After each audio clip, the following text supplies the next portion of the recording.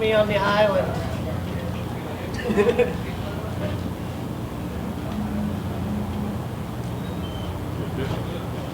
Casey, that was a absolutely incredible performance from you. Give us your early evaluation of how you felt in there tonight.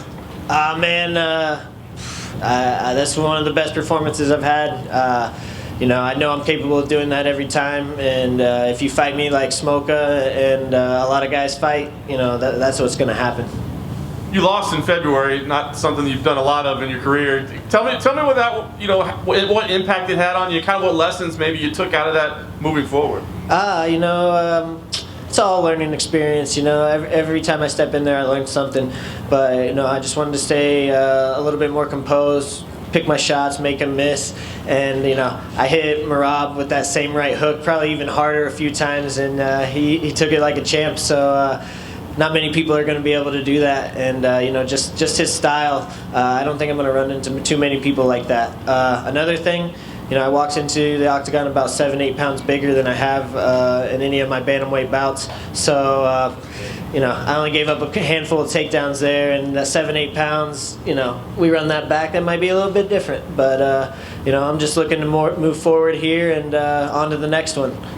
The finish was impressive. Like you said, you rocked him, but then you got the slick finish on the floor. Is that something you hit a lot, or did you kind of improvise? You know, that's something I've been drilling. You know, I drill all the time. We were drilling it last night. Well, no, it was this morning. I'm sorry, this morning. We're drilling it all week. You know, my front chokes have always been nasty. I just haven't been in a real position to lock one up. And I knew if I hurt him, he was going to shoot in, or probably shoot in at some point to try to take me down, win the round. And you know, Smoka has had a history of exposing his neck. And if I get a hold of your neck, it's going to be a short night. Last thing for me, I mean, it's a very exciting division that you're in right now, man. A lot of big names, a lot of opportunities. Where do you think you fit in right now? I mean, what do you think should come next for you, other, of course, than Fight Island, obviously? Yeah, put me on the island. Shoot, sign me up next weekend. I only got a 4 days rest, so there's a lot of big bantamweight fights. I truly believe that I'm the best in the world, and you know, I'm coming for that belt. Casey, right here. You also mentioned Henry Cejudo, who just retired. Henry wants like a tournament style for the title. Like, what do you make of that idea for a tournament for the vacant belt? I think that's a decent idea, man. You know, that really shows who deserves it, right? If you put a couple guys, you know, they fight and the winner gets a shot at the title, you know, that's how it should be.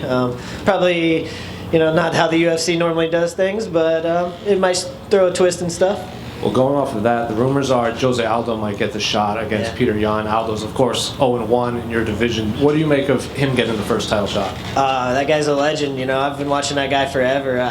I'd love for him to be the champion of our division. You know, now I'm chasing Jose Aldo. That's an honor, and you know, I think that'd be a great fight for him.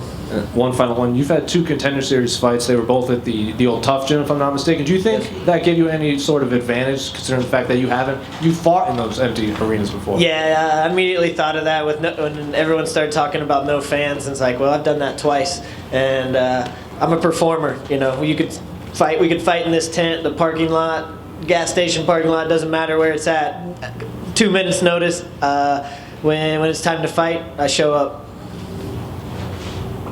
Just one from me. In Jacksonville, a lot of the conversation was about being able to hear the commentators. Could you hear the commentators in there?